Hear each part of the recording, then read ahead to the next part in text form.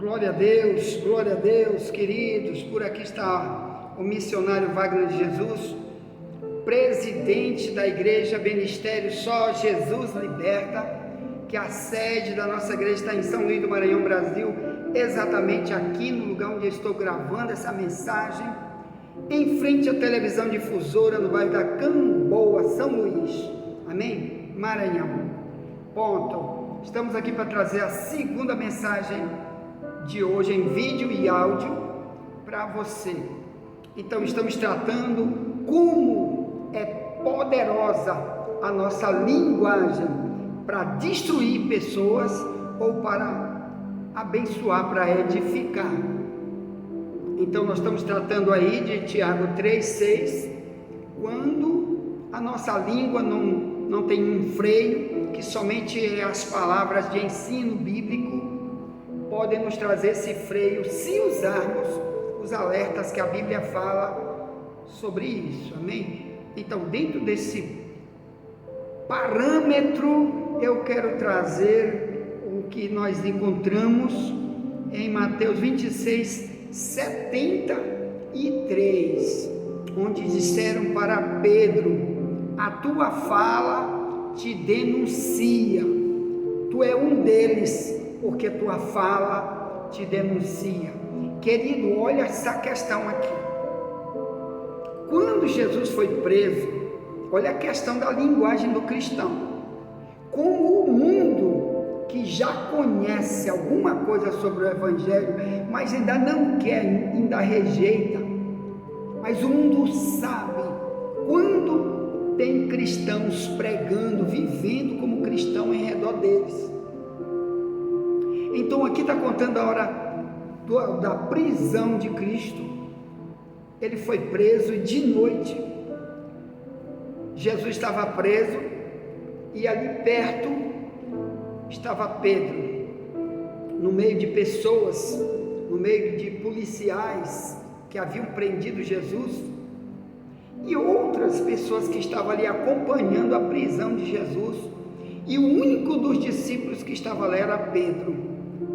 E quando alguém perguntou para Pedro: você é um deles?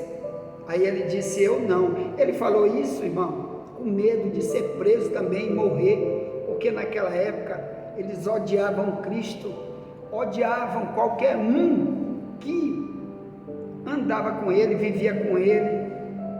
Eles queriam exterminar o cristianismo, como hoje é assim também em 57 nações islâmicas, onde os muçulmanos odeiam. Desde criança, os seus pais, seus avós ensinam que cristão tem que morrer, que cristão não pode sobreviver em locais onde estão os fiéis do Islã. Então eles perseguem, a pessoa tem que fugir, ou então eles prendem, eles batem, eles matam, principalmente no Irã, em alguns países também da África, e também onde Maomé nasceu e está enterrado, que é na Arábia Saudita. Então, meus amados irmãos, essa perseguição, como hoje também é Coreia do Norte, como é China, como é Cuba, e muitos outros países também chamados de comunistas, lá também é igual o período quando Jesus foi preso, que a igreja primitiva ficou altamente perseguida. E aqui Pedro, com medo de morrer, olha o que aconteceu. Aqui diz, irmão, que Pedro, ele está usando dois tipos de linguagem, como a gente viu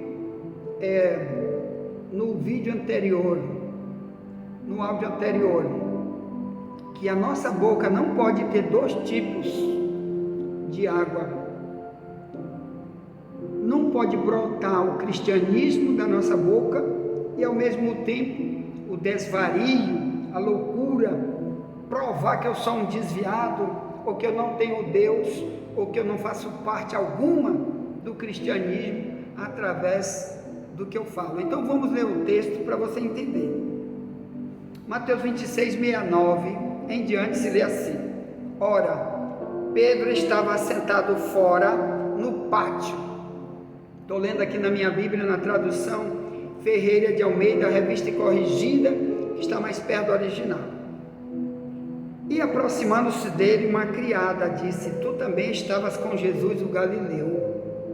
Mas ele negou diante de todos, dizendo: não sei o que dizes. E saindo para o vestíbulo, outra criada ouviu e disse aos que ali estavam: este também estava com Jesus, o Nazareno. E ele negou outra vez, com juramento: não conheço tal homem. E logo depois, aproximando-se os que ali estavam, disseram a Pedro: verdadeiramente também tu és deles, pois a tua fala te denuncia. O verso 73. O verso 74 diz: então começou ele a praguejar. Olha aí, ó. Antes um grande pregador, antes um apóstolo enviado, pregou muito o cristianismo. Lá em Mateus 10, né, Jesus mandou eles pregarem tudo aquilo que já tinham aprendido de Cristo. E aqui ele está praguejando, melhor, usando a boca para insultar, para amaldiçoar aqueles que diziam: tu é um deles, tua fala te denuncia. Então aqui se nota um Pedro desequilibrado, um Pedro sem nenhum tipo de cristianização. Agora, naquilo que ele falava, isso é perigoso, meu amado irmão. Quando vem as tribulações, quando Satanás quer usar pessoas para nos acusar de alguma maneira, ali o diabo sabe que é uma maneira que o diabo tem de a gente expor a nossa convicção, quando ela é dúbia, ou melhor, ela é vacilante. Ela pode ser usada para mim provar que eu sou um cristão, mas na hora que eu estou nervoso, na hora que eu estou irado, ou com medo, como aconteceu com Pedro, medo de ser preso junto com Cristo e crucificado junto com Cristo, ele diz: eu não. Aí, como pessoas começaram a insistir, ele fez o quê? Ele começou a praguejar. Verso 74 diz: então começou ele a praguejar e a jurar. Olha que coisa, jurar: eu juro que eu não conheço ele, eu juro. Irmão, cuidado, porque Jesus disse em Mateus 10, 30 em diante: aquele que me negar diante dos homens, eu negarei diante de meu Pai que está no céu. E aquele que me confessar diante dos homens, eu o confessarei diante de meu Pai que está no céu. Com certeza Pedro fez essa loucura. E claro, depois o Pedro se tornou um dos grandes nomes do cristianismo, depois da morte de Cristo e da ressurreição de Cristo.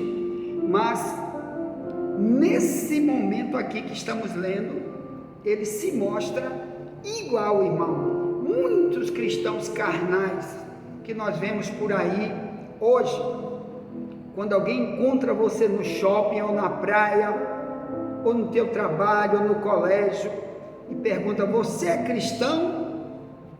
Muitos de nós se fogem de dizer sou. E não quer dizer o motivo, porque eu digo logo é o motivo se alguém perguntar.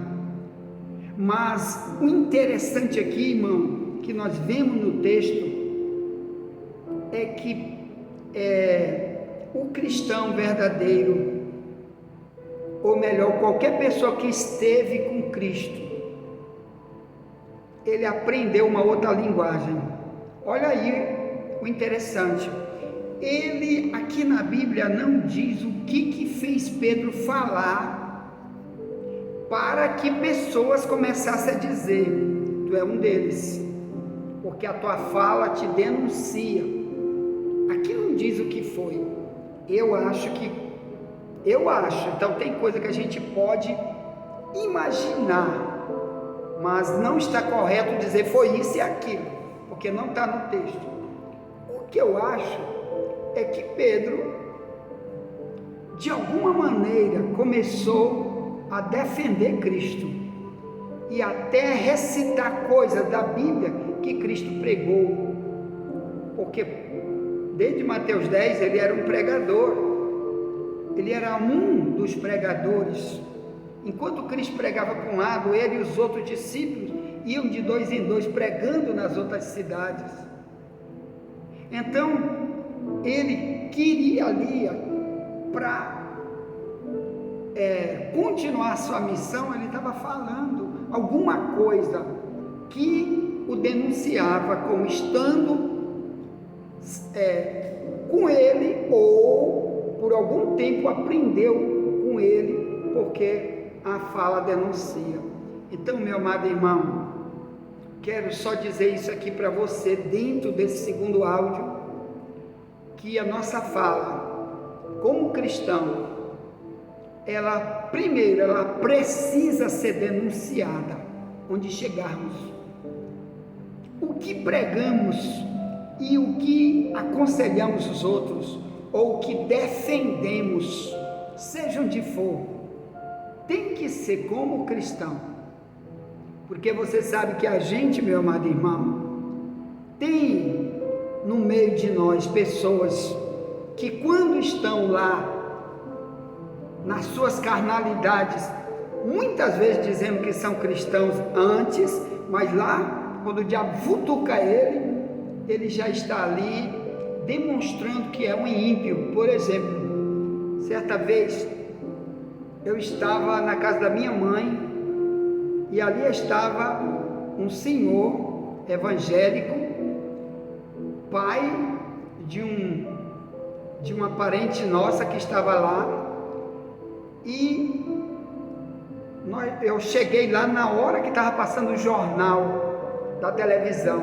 e no jornal estava anunciando a Olimpíada, o resultado da Olimpíada, e ali estava aquele pedacinho rápido que eu cheguei, e esse irmão estava sentado na sala de uma cadeira assistindo o jornal, e nessa parte estava falando sobre uma luta livre.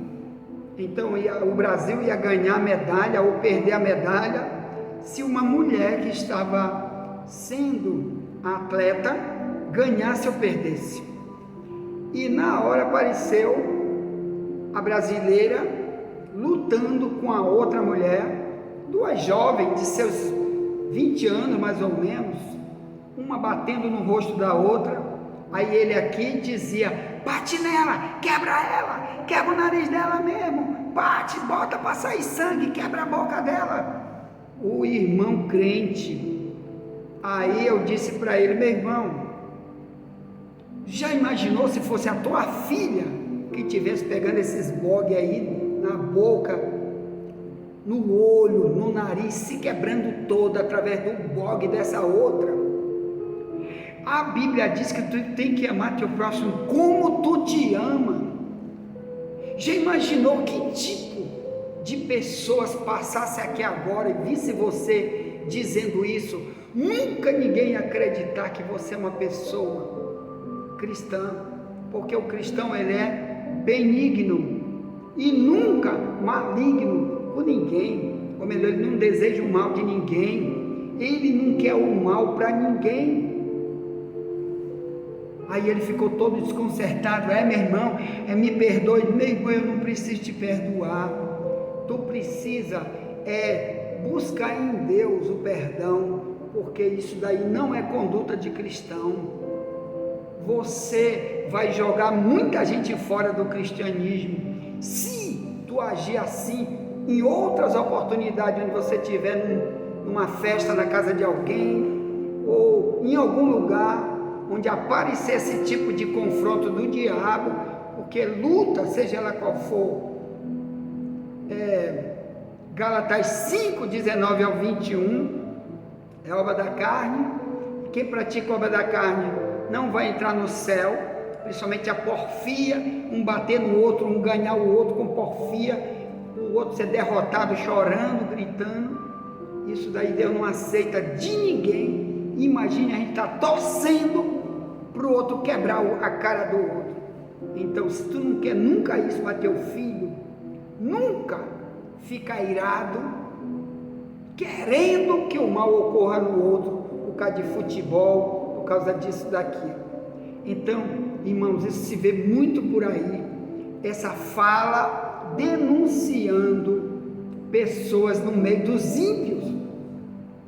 Cuidado com aquilo que tu fala no meio da tua família, no meio da tua igreja, no meio do teu trabalho, do colégio, porque muita gente vão ver que ou você vai ajudar pessoas a conhecer o que é o Evangelho, que muda, que transforma, que faz a gente ser uma nova criatura, se a gente estiver usando as palavras de santidade, de bênção, ou as pessoas vão dizer, nunca que eu vou nessa igreja, para me ser igual a esse cristão, esse pastor lá dessa igreja deve ser igual ou pior, então nunca vou nessa igreja.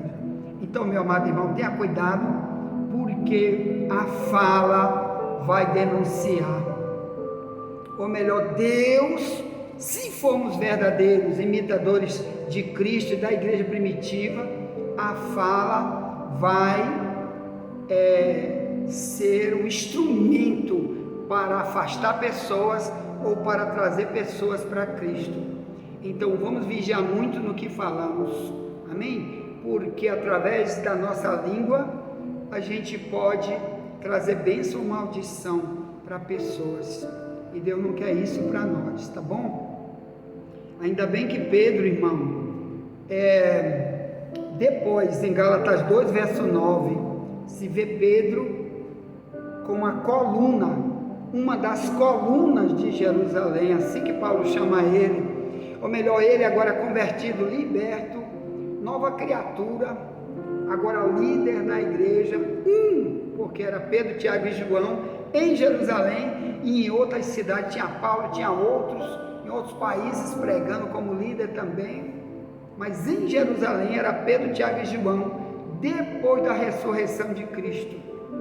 Então você nota que há sim um tempo para a gente maturar o que a gente fala, principalmente quando somos novos convertidos ou carnais ou neófito, viu, irmão?